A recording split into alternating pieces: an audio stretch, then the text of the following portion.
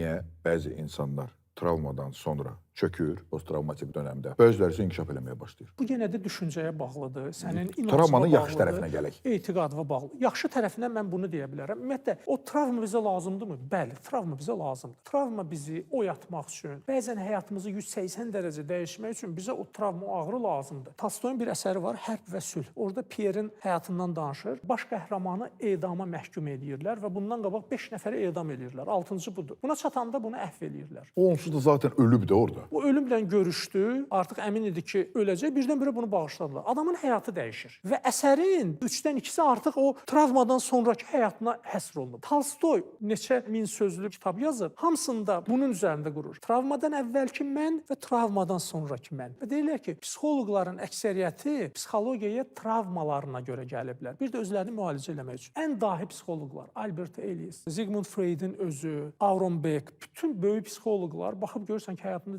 Irving Yalom'un özü ciddi bir problem yaşayıblar. Sonra deyiblər ki, mən kiməm bu travmanı yaşadım, bir bunu həll edeyim. Deməli, travma lazımdırmı? Mənə görə travma lazımdır. Travmasız sən bir oyanışa çata bilməzsən. Peyğəmbərlər travma yaşayarlar. Mən hələ oralarda gəlmişəm, Oralarda- çatmışam ki, mən məsələn onu travma kimi əlaqələndirə bilmirəm. Məsələn, bir insan gözü qarşısında 16 dənə ən yaxın əzizini itirsə, bu insana travma yaşadar, yoxsa o da faciəvi bir şəkildə bir qətliam görsə, bu %100 travma yaşadar. Aylarla, illərlə təhlükə, yaxınlarının qətli, yaxınlarının ölümü, bu şeyləri bir insan yaşasa, illərlə bu təzyiq altında olsa, travma yaşayarmı? %100 yaşayar. Ancaq biz tarixə baxırıq, İslam tarixinə. Biz orada xanım Zeynəbi görürük. Çox gözəl. Xanım Mükəmməl. Zeynəb bir insan travma nədən ala bilərsə, onun yəni fövqündə olan şeyləri adam yaşadı. Əks söz deyir özü də. Yenə də deyir yenə də orada? baxış tərzi. Gözəllikdən Mən başqa gözəllikdən bir şey başqa heç nə görmədim. Yəni Fövqəladə deməli, sözdür. bir qism insanlar var ki, travma onlara yaxın düşə bilmir. Problem yaşayırlar, bəli, yaşayırlar. Barmaqları kəsilir.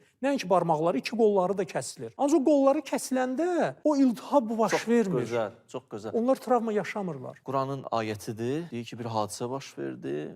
Ayə də belə çox incə bir məqamdır. Canlarına zəlzələ düşdü. Zilzalən şədidədir, belə deyir ayə. 12 bal zəlzələyə saldı bunları. Bir qrup insanlar çökdü, bir qrup insanlar əksinə dağ kimi dayandı. Röşən mən dediyimdə mən